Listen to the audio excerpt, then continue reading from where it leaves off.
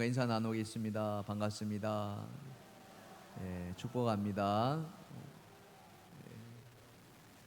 감사합니다. 오늘 시편 8편 1절에서 9절의 말씀으로 우리는 하나님의 특별한 존재라는 제목으로 말씀 전가할 때 많은 은혜가 있기를 간절히 소원합니다. 지난 2010년 서울 가정법원에서 있었던 이야기를 여러분이 들려드리면서 말씀을 전가할까 싶습니다. 그날 법원 청사 소년법정에서 16살 먹은 한 소녀에 대한 재판이 열리게 있었습니다. 이 아이는 친구들과 함께 오토바이를 훔치다가 그만 붙잡혀서 재판을 받게 되었습니다. 그런데 이 아이가 재판을 받게 된 것은 이번이 처음이 아니었습니다. 그동안에 여러 번의 절도가 있었고 폭행과 같은 그런 어떤 죄로 재판을 여러 번 받은 적이 있었습니다. 그래서 이번에도 오토바이를 훔쳤기에 아마 큰 벌이 내려질 것이다 다들 예상하고 있었습니다. 시간이 되어서 법정에 여자 판사가 들어왔습니다. 이름은 김기옥이라는 판사입니다. 한번 보실까요? 네. 이 중년의 판사는 조용하면서도 다정한 목소리로 머리를 숙이고 있던 그 여자 아이에게 이렇게 말을 합니다. 안전자리에서 일어나 내 말을 따라해 보렴. 나는 이 세상에서 가장 멋있게 생겼다. 예상치 못한 판사의 요청에 머뭇거리고 있던 소녀는 나지막하게 그녀의 말을 따라하기 시작했습니다. 그러자 이번엔 더 큰 소리로 따라하면서 이렇게 말합니다. 나는 이 세상에서 두려울 게 없다. 이 세상에 나 혼자가 아니다. 나는 무엇이든 할 수 있다. 큰 소리로 소녀는 따라합니다. 나는 이 세상에 혼자가 아니다. 이 말을 따라하는 동안 그만 참았던 울음이 터뜨려졌습니다. 그래서 눈물을 흘리고 말았어요. 소녀의 울던 모습을 지켜보던 그곳에 있던 많은 사람들이 함께 이렇게 따라 울었고 또 눈물을 흘렸습니다. 그 모습을 지켜보던 판사도 눈시울을 붉히면서 말을 이어갔습니다. 이 아이가 다시 이 세상에서 살아갈 수 있는 유일한 방법은 잃어버렸던 자신의 자존감을 되찾아주는 것입니다. 그러면서 이 소녀에게 다정한 목소리로 이 세상에서 내가 누가 제일 중요할까? 바로 너 자신이란다. 이것을 꼭 잊지 마렴. 그 말을 하고서 판사는 이례적으로 소녀에게 불처분 결정을 내립니다. 불처분 결정이라는 것은 죄는 있지만 처벌하지 않고 풀어준다는 그런 의미입니다. 그렇습니다. 죄를 지으면은 당연히 죄값을 치르는 것이 당연하겠죠. 하지만 죄값을 치르는 것보다 더 중요한 게 있습니다. 그것은 바로 회복하는 것입니다. 용서를 통한 회복 말이죠. 그래서 때로는 죄값을 묻기 위해 처벌을 내리는 것을 잠시 미루는 적도 있습니다. 왜 그렇습니까? 그것은 사람이 너무 중요하기 때문에 그렇습니다. 하나님에게 아주 특별한 존재이기 때문에 그렇습니다. 오늘 본문에서 시인은 사람이 얼마나 소중하고 존귀한 존재인지를 말하고 있습니다. 특별히 우리가 하나님에게 아주 특별한 존재이라는 것을 노래하고 있어요. 뿐만 아니라 시인은 우리를 특별한 존재로 여기시는 그 하나님을 찬미하고 있습니다. 저는 오늘 여러분과 함께 하나님을 어떻게 찬미하고 우리가 하나님 앞에 어떤 존재인가 그 내용을 함께 나눠보고 싶습니다. 자, 구체적으로 무엇을 찬미하고 있는지 첫 번째로 다 같이 시작. 주님의 이름을 높여드리고 있습니다. 다윗은 하나님의 이름을 높여드리고 있어요. 오늘 본문 1절은 이렇게 이야기하고 있죠. 다 같이 시작.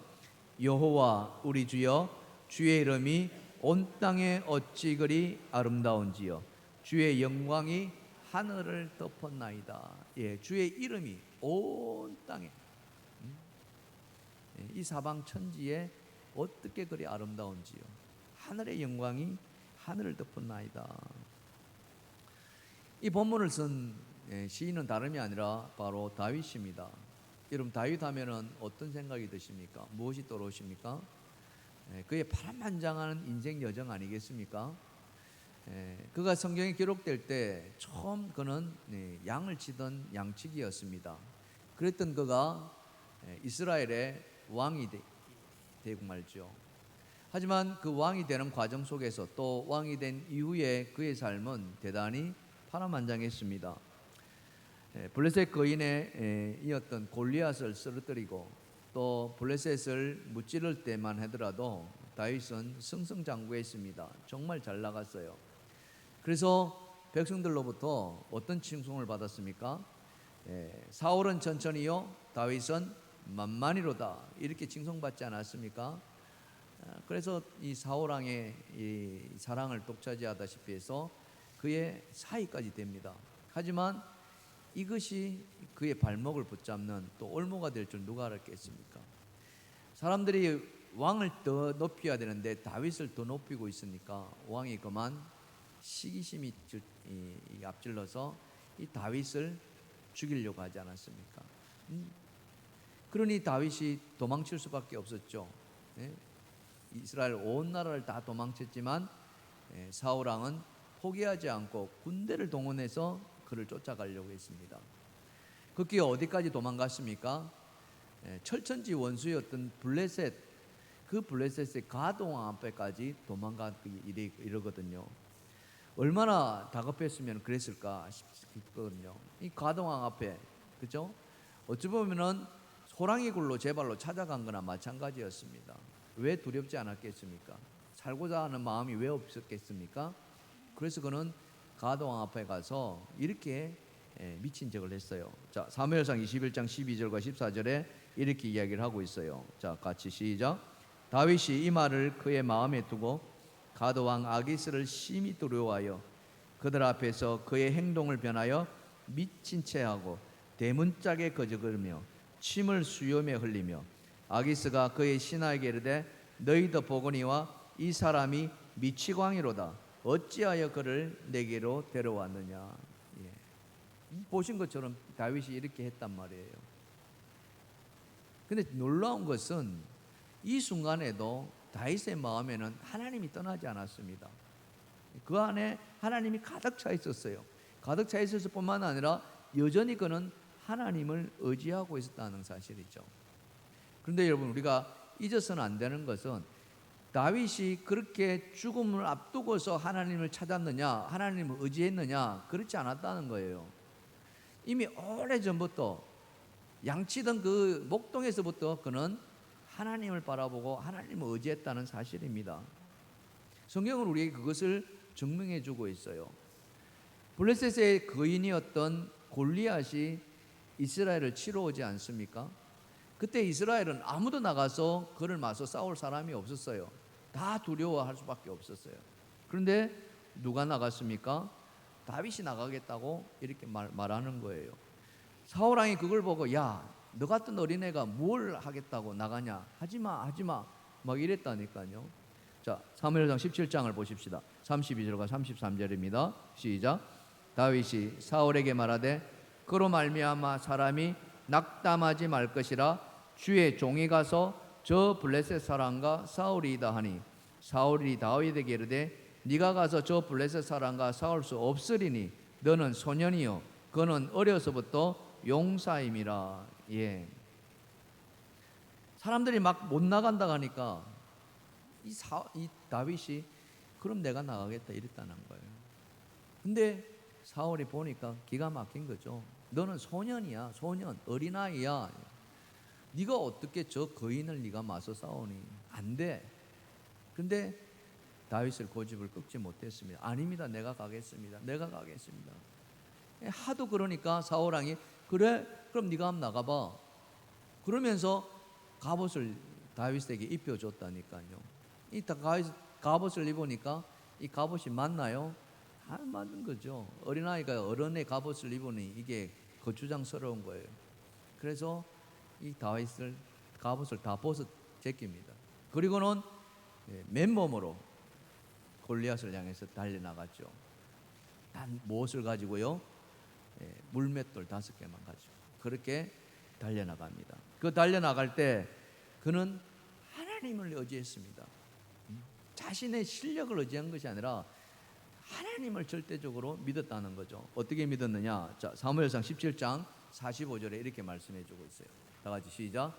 다윗이 블레셋 사람에게 이르되 너는 칼과 창과 단창으로 내게 나아오거니와 나는 만군의 여호와 이름 곧 네가 모욕하는 이스라엘 군대의 하나님의 이름으로 내가 나아가노라. 예.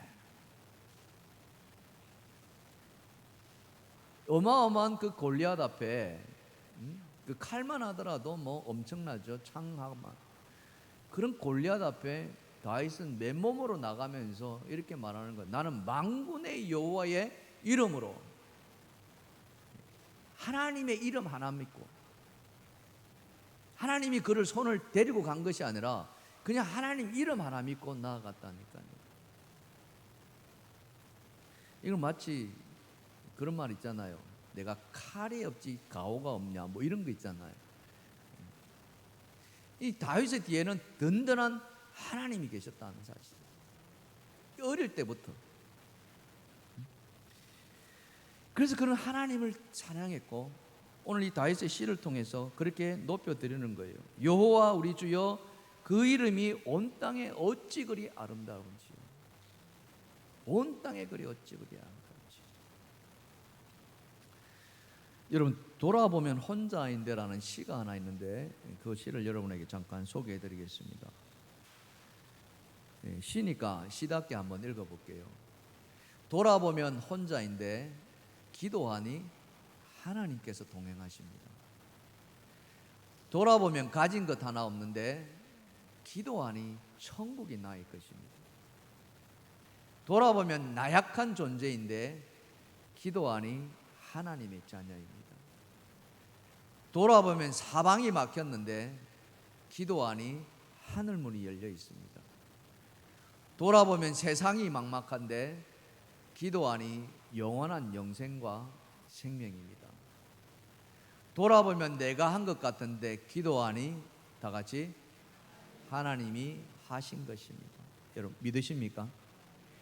믿으십니까? 내 혼자 다 한 것 같은데 또는 나 혼자인 것 같은데 그게 아니라는 거예요. 내 뒤에는 든든한 하나님이 늘 나와 함께 계셨고 내가 하는 그 일 속에서 하나님이 친히 나에게 힘을 다 주셨다는 사실이에요. 다윗이 골리앗을 향해서 나아갈 때에 그의 손에 이 물맷돌이 들려서 그걸 골리앗을 향해 던질 때 내가 던져지지만 그것을 맞추게 하신 이는 하나님이셨다는 사실. 아멘. 바로 그건 거예요. 다윗에게 하나님 바로 이런 분이셨다는 거예요. 그래서 그는 하나님을 높일 수밖에 없었어요. 하나님 생각하니까 너무너무 감사한 거예요. 그래서 가도왕 앞에 가서 미친 척을 하였지만은 그가 미친 척 할 수 있었던 것은 하나님이 그와 함께 하시기 때문에 하나님이 이 상황에서 자기를 구해 주실 것이다. 그런 절대적인 믿음과 신뢰가 있었다는 것이죠. 오늘 이 자리에 계신 여러분 안에 그런 다윗과 같은 믿음과 신뢰가 있기를 주님의 이름으로 축원합니다. 주님을 의지하시길 바랍니다. 그래서 다윗은 그 하나님을 끊임없이 찬양했다는 거예요. 여호와 우리 주여 주의 이름이 온 땅에 어찌 그리 아름다운지요 어찌 그리 아름다운지요 여호와 우리 주여 주의 이름이 온 땅에 어찌 그리 아름다운지요 어찌 그리 아름다운지요. 할렐루야. 할렐루야. 여호와의 이름 하나만으로도 우리 안에 든든한 것이 생겨나고 여호와 이름 하나만으로도 우리가 어디를 간지 두려워하지 않는 그런 믿음, 그런 은혜가 있기를 주님의 이름 축원합니다. 그래서 날마다 하나님을 생각할 때 하나님 나의 하나님 되어 주심에 감사합니다. 하나님 나와 동행해 주심에 감사합니다. 내가 어디를 가든지 나는 두려워하지 않겠습니다. 내가 하나님의 이름으로 당당히 나아가겠습니다. 그렇게 찬미하시는 저와 여러분 되시기를 주님의 이름으로 축원합니다. 축원합니다. 자, 다윗이 하나님의 이름을 그렇게 높이 찬양할 수 있었던 이유는 또 무엇이었을까요? 자, 두 번째입니다. 다 같이 시작. 사람을 특별한 존재로 지으셨다는 거예요. 예, 특별한 존재. 예. 자, 오늘 다윗은 그 특별한 존재를 이렇게 말하고 있습니다. 시편 8편 4절과 5절인데요. 자, 같이 한번 읽어봅시다. 시작. 사람이 무엇이기에 주께서 그를 생각하시며 인자가 무엇이기에 주께서 그를 돌보시나이까. 그를 높이시고, 그죠? 하나님보다 조금 못하게 하시고 영화와 존귀로 간을 씌우셨나이다. 예, 그를 하나님보다, 그를 하나님보다, 화면이 조금 잘못되었는데요, 하나님보다 조금 못하게 하시고 영화와 존귀로 간을 씌우셨다. 이렇게. 다윗은 사람이 무엇이기에 하나님께서 그토록 생각하시냐, 이 말은 다른 말로 표현한다면 하나님께서 도대체 왜 사람을 그렇게 살뜰하게 돌보시냐, 이 말이에요. 그러면서 스스로 대답하기를 뭐라고 대답하느냐? 하나님께서 사람을 하나님보다 조금 못하게 만드셨다는 거예요. 그리고 그 머리에 하나님의 영화와 존귀를, 그 관을 씌우셨다는 거예요.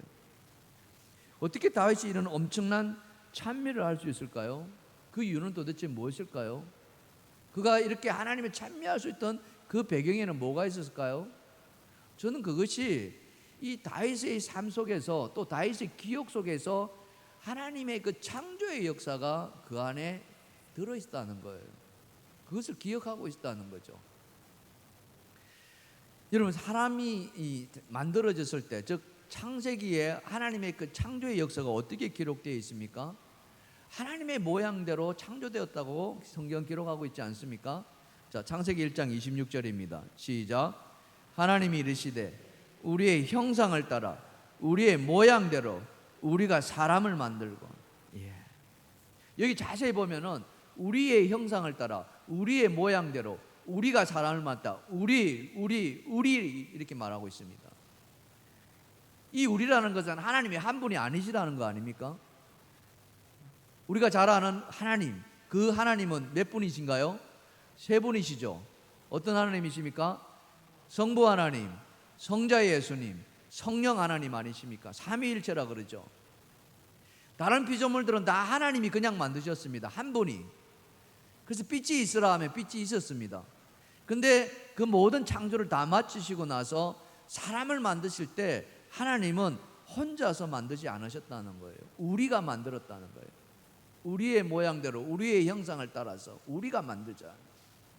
이것은 무엇을 의미합니까? 함께 의논해서 만들었다는 것이고, 그 함께 의논했다는 것은 그만큼 우리 사람을 존귀하게 만들고자 했다는 하나님의 깊은 뜻이 그 안에 담겨 있다는 거죠. 그래서 우리를 그렇게 존귀하게 만들었기 때문에 우리를 특별한 존재로 삼으셨다는 거예요. 그 특별한 성품, 특별한 존재, 그 의미는 무엇이겠습니까? 그것은 바로 하나님의 성품을 우리 안에 심어 놓으셨다는 거예요. 믿으시면 아멘 합시다. 하나님의 성품, 이 세상을 사랑하고자 하는 하나님의 성품, 이 세상 모든 것을 하나님께서 보시기에 좋았더라고 하는, 그렇게 아름답게 창조하시고자 하는 하나님의 그 깊은 마음, 이런 것들을 심어 놓으시고 그것을 함께 누리게 하셨다는 거예요. 그 누리는 우리를 보시고 하나님이 기뻐하셨고, 기뻐하실 때 이 인간과 같이 하나님은 소통하셨고 교제하셨다는 사실이에요. 다른 어떤 것도 그런 은혜를 베풀지 않으셨습니다.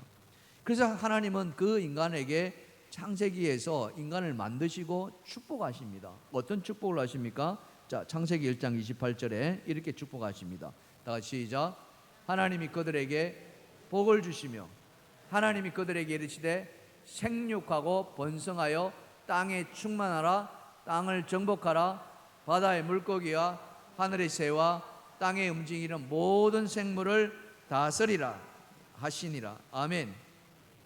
예, 땅에 있는 모든 죄송합니다. 그 생물 누가 만들었어요? 하나님 만드셨잖아요. 그럼 하나님 창조주이십니다. 창조주이시면 또한 뭡니까? 소유주이시죠. 모든 만물의 주인은 누구이십니까? 하나님이시잖아요. 근데 그 만물을 누구에게 다스리라? 사람에게 했다는 거예요. 사람에게 야 네가 가서 다 다스려, 네가 이름 다 붙여, 뭐 이러는 거예요. 이게 얼마나 큰 축복입니까? 근데 오늘 다윗이 그 창세기에 하나님의 축복을 그대로 또다시 노래하고 있다는 거예요. 자, 시편 8편 오늘 본문 6절과 8절입니다. 다 같이 시작. 주의 손으로 만드신 것을 다스리게 하시고 만물을 그의 발 아래 두셨으니 곧 모든 소와 양과 들짐승이며 공중의 새와 바다의 물고기와 바닷길에 다니는 것이니이다. 자, 여기 보세요. 주의 손으로 만드신 것을 누구에게요? 사람에게 다스리게 했다는 거예요. 만물을 사람의 발 아래 두게 하셨다는 거예요. 이게 하나님의 축복이라는 사실입니다. 그러니 얼마나 우리가 특별한 존재인가. 그 향유하는 모습을 우리가 잠깐 한번 상상해 보면은요, 여러분, 지금은 이렇게 밤하늘의 별을 보기가 사실은 좀 어렵습니다. 왜냐하면은 이 밤에 불빛이 워낙 밝아가지고 별빛이 잘 안 보여요. 맑은 날에도. 근데 여전히 빛이 없는 깊은 산 속에 들어가면은 뭐 예를 들면 저 무주구 준동 그런 데가 있죠. 그런 데 들어가서 밤하늘 보면은 밤에 수도 없이 반짝이는 별을 볼 수가 있습니다. 저 북극 지방에 가면은 그 별들이 춤을 춰요. 막 찬란한 빛을 내면서. 이제 그걸 뭐라 그럽니까? 오로라 그러지 않습니까? 오로라. 이 빛의 커튼이라고 그러는데 저 빛들이 막 그냥 움직인다는 거예요. 야, 그 보는 것 자체가 굉장히 황홀하지 않겠습니까? 한번 저런데 한번 가서 한번 봤으면 좋겠어요. 우리 인생이 하나님이 만드신 그 창조의 역사를 저런 걸 한번 직접 한번 눈으로 봤으면 좋겠어요. 근데 여러분 집에서 기르는 여러분이 사랑하는 그 강아지, 그 강아지를 보고 저 오로라를 보라고 해보십시오. 강아지가 뭐라고 하겠습니까? 짖는 것밖에 더 하겠습니까? 그걸 보면서 무슨 감탄을 하겠습니까? 다른 동물도 마찬가지 아니에요? 하나님의 그 창조의 신비를 보고서 감동을 느끼는 것은 누구만 할 수 있다? 사람만 할 수 있다는 거예요. 그런 마음을 우리에게 주셨다는 거예요. 그것은 하나님이 느끼시는 거 아닙니까? 보시기에 좋았더라.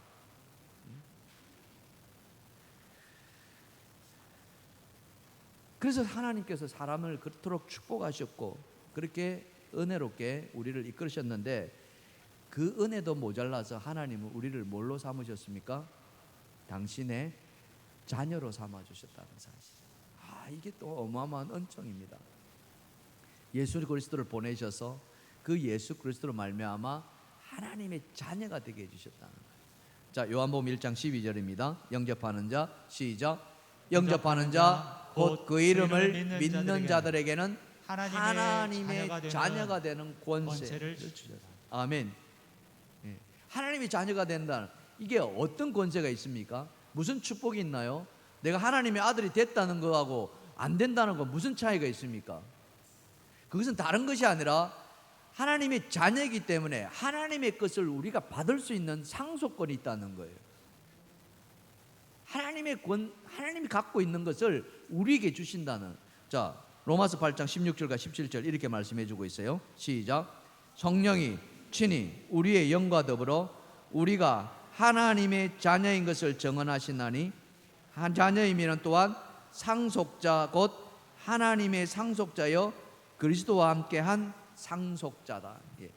상속자를 이렇게 삼아 주셨어요. 상속자. 상속자. 뭐에 대한 상속자입니까? 하나님 나라에 대한 상속자라는 거예요. 그래서 우리의 신분은요, 이 땅에서 사는 신분 하나하고 또 하나 어떤 신분이 있습니까? 하나님 나라 이 시민으로서의 천국의 시민권자로서의 또 신분이 있다는 거예요.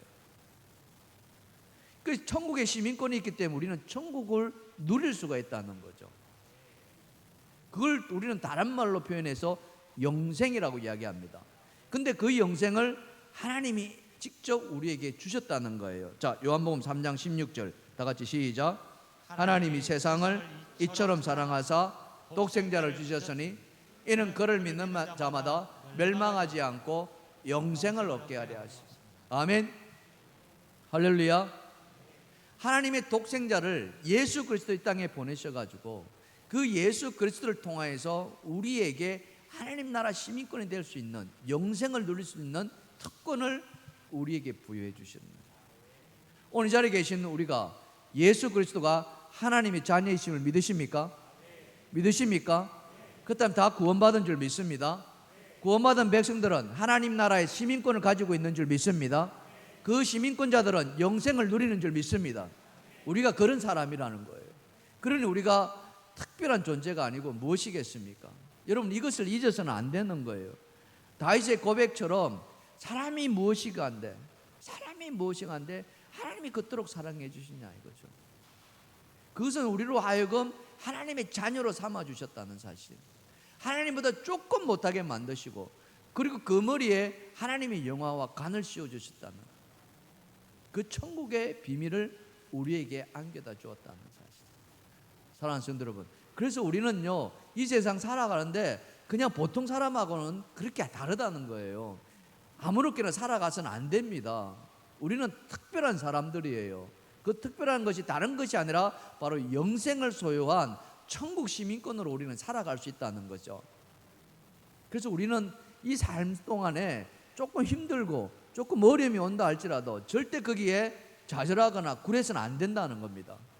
하나님이 자녀이기 때문에, 그 영생을 소유한 자이기 때문에 하나님 반드시 우리에게 그 어려움을 벗어나게 해주실 은혜를 베풀어 주실 줄 믿습니다. 그 자녀가 공경에 처했는데 누가 그 자녀를 모른 채 할 부모가 어디 있겠냐 이거죠.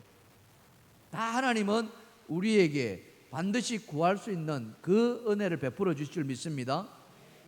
그래서 사도 바울은 너희가 시험 당할 쯤에 피할 길을 열어주신다고 했잖아요. 우리 하나님께서 그렇게 해주신다는 거예요. 사랑하는 성도 여러분, 그런 하나님의 특별한 존재로 이 땅에 살아가시기를 주님을 축원합니다. 그런 존귀한 자임을 잊지 마시길 바랍니다. 저는 오늘 말씀 서두에서 이 오토바이를 훔친 한 소녀에 대한 재판 이야기를 들려드렸습니다. 판사가 이례적으로 불처분 결정을 내리지 않았습니까? 오토바이를 훔친 것은 죄이기 때문에 반드시 처분해야 되는데 처분하지 않은 거예요. 왜 그랬느냐? 그 이유를 이렇게 설명했습니다. 판사의 이야기입니다. 이 소녀는 작년 초만 해도 어려운 과정 환경에서 열심히 공부하던 학생이었습니다. 반에서 성적이 상위권에 유지되었고 훗날에 간호사를 꿈꾸는 발랄한 여학생이었습니다. 그런데 작년에 남학생 몇 명에게 끌려가 그만 폭행을 당하고 삶이 송두리째 무너졌습니다. 오랫동안 병원에 치료를 받아야 했고 홀로 계신 그의 어머니는 그 충격으로 신체 일부가 마비되는 아픔까지 겪어야 했습니다. 이 사건 이후로 이 소녀는 학교를 겉돌았습니다. 정상적인 학교 생활을 할 수 없었습니다. 급기야 비행 청소년들과 어울리기도 했습니다. 그리고 자기가 당했던 것처럼 똑같은 범죄를 저지르기 시작했습니다. 이 아이는 지금 가해자가 되어 이곳에 서 있습니다. 그러나 이렇게 그의 삶이 망가진 것을 알면 누가 이 아이를 가해자라고 말할 수 있겠습니까?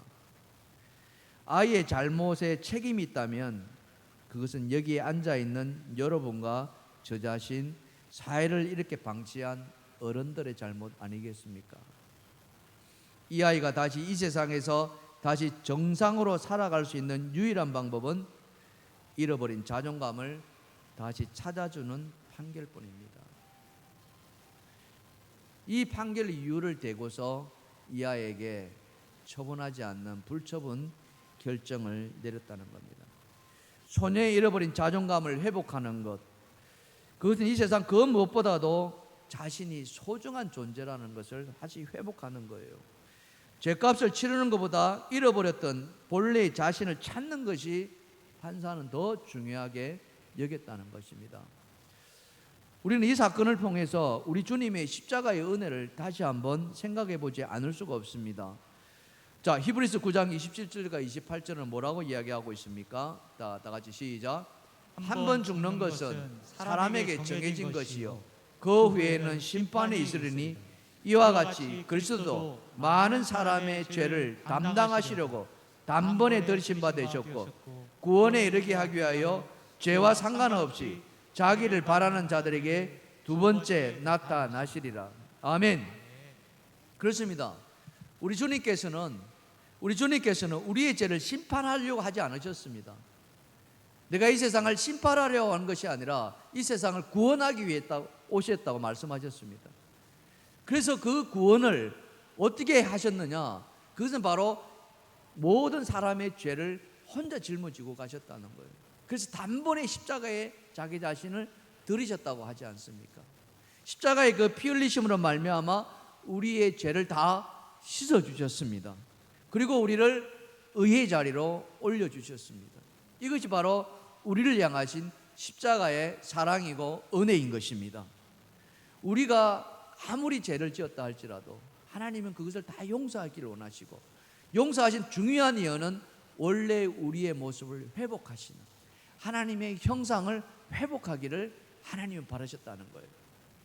그리고 그 회복은 다른 것이 아니라 이 땅에 살아가는 동안 이제는 하나님의 자녀로서 특별한 존재로서 이제는 당당하게 살아가주기를 바라는 하나님의 은혜였다는 사실입니다. 사랑하는 성도 여러분, 우리의 삶이 때로는 힘들게 할 때도 있습니다. 어려움이 찾아오기도 하죠. 그래서 우리는 정말 이 세상을 포기하고 싶은 마음도 들기도 합니다. 사실 지금 이 순간에도 이 세상을 비관해서 수많은 사람들이 자기 생을 스스로 마감하는 그런 사람들도 있습니다. 하지만 하나님의 자녀인 우리들은 그러한 생각에서 벗어나야 됩니다. 그런 생각이 찾아온다 할지라도 우리는 하나님께서 나를 특별한 존재로 삼으셨다는 이 사실 하나만으로도 우리는 용기를 가질 수 있어야 됩니다. 사랑하는 성도 여러분, 우리 자신에게 이렇게 한번 말해보지 않겠습니까? 저를 한번 따라해 보겠습니까? 나는 하나님의 형상을 닮은 특별한 존재야. 나는 하나님의 자녀야. 나는 하나님의 상속자야. 영생이 내 안에 있어. 그래서 나는 당당할 수 있어. 믿으십니까? 아멘. 여러분, 당당하게 살아가십시오. 이 세상은 내가 좀 못 산다 할지라도, 내가 가진 것이 좀 없다 할지라도 전혀 굴하지 마십시오. 왜요? 하나님이 우리의 아버지시니까, 하나님 나라가 우리의 집이니까, 우리는 영생을 소유한 하나님의 백성인 줄 믿습니다. 그래서 이번 한 주간에도 그렇게 당당하게 힘있게 살아가시길 주님으로 축복합니다. 그래서 우리 이 찬양 한번 불러보십시다. 하나님은 이미 오래전부터 우리를 계획하시고 이렇게 창조하셨다는 거죠. 아주 먼 옛날 우리 함께 찬양합시다.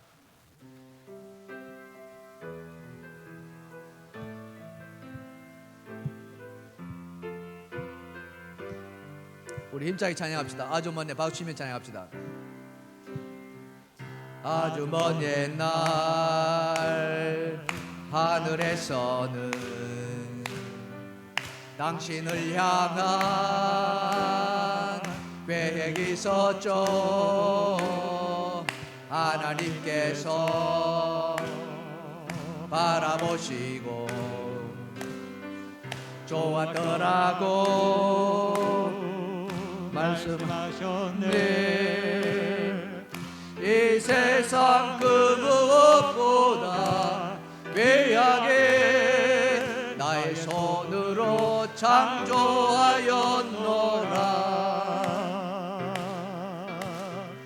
내가 너로 인하여 기뻐하노라. 내가 너를 사랑하노라. 사랑해요.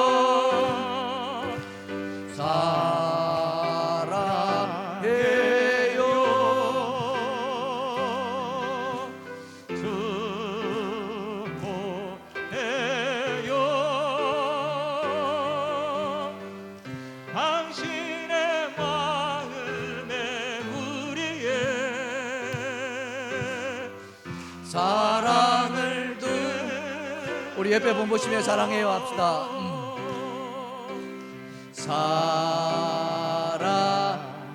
사랑해요. 축복해요. 축복해요.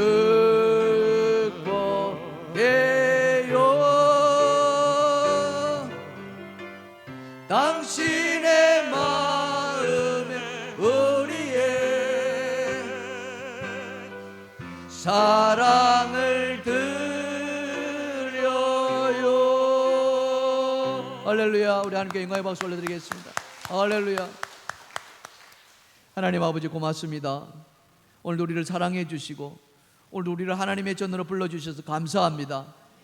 이 예배 가운데에 하나님이 귀한 말씀 들려주시니 감사합니다. 그렇습니다. 우리는 아무런 존재가 아니라 보통 그냥 아무런 그런 의미 없는 삶이 아니라 정말 하나님께서 특별하게 만드신 특별한 존재임을 믿습니다. 하나님보다 조금 못하게 만드시고 우리의 머리에 하나님의 영화와 관을 세워주신 줄 믿습니다. 주님, 이 땅 살아가는 동안 정말 우리가 그 하나님의 자녀로 천국의 시민권자로 영생을 소유한 자로 살아가게 하여 주시옵소서. 우리의 삶이 아무리 힘들더라도 우리의 여건이 아무리 어렵다 하더라도 하나님 절대 굴하지 말게 하여 주시옵소서. 좌절하지 말게 하여 주시옵소서. 낙심하지 말게 하여 주시옵소서. 다윗이 골리앗을 향해서 나아갔던 것처럼 하나님의 이름으로 나아가게 하여 주시옵소서. 그래서 승리하는 삶을 살아가게 하여 주시옵소서. 오늘도 그런 주님의 은혜 앞에 나올 때에 빈손으로 나오지 않고 귀한 예물 들고 나왔습니다. 11조로 드립니다. 감사의 물로 드립니다. 작정헌금으로 드립니다. 1,000번제로 드립니다. 건축헌금, 성경헌금으로 드립니다. 주정헌금으로 드립니다. 그 외에 생일 감사로 많은 헌금 드릴 때에 하나님 이 예물 위에 복의 복을 더하여 주시옵소서. 이 헌금 위에 기름을 부어 주시옵소서. 땅에 떨어질 때에 30배, 60배, 100배의 결실로 나타나게 하여 주시옵소서. 하나님 나라를 위해서 귀하게 쓰임받게 하시고 생명을 살리는데 하나님 나라를 확장하는 데 쓰이지게 하여 주시옵소서. 하나님 오늘도 이 예배를 위해서 수고하고 애쓰시는 많은 분들이 계십니다. 찬양대로 수고하십니다. 또 안내로 수고하십니다. 헌금으로 수고하시고 기도로 애쓰셨습니다. 방송실에서 또 하나님 아버지 애쓰시는 그 손길 위에 하나님 축복하여 주실 줄 믿습니다. 아버지 하나님 특별히 먼 곳을 마다하지 않고 차량 봉사하시는 우리 봉사하시는 집사님들을 축복하시고 그 삶 속에서 하나님 은혜 위에 은혜를 베풀어 주시옵소서. 하나님 그리하여서 온전히 하나님께 영광 돌리고 이 예배가 하나님께 상달되어서 하나님 우리로 하여금 하나님의 크신 은총을 누리는 그런 귀한 예배가 되게 해주실 줄 믿습니다.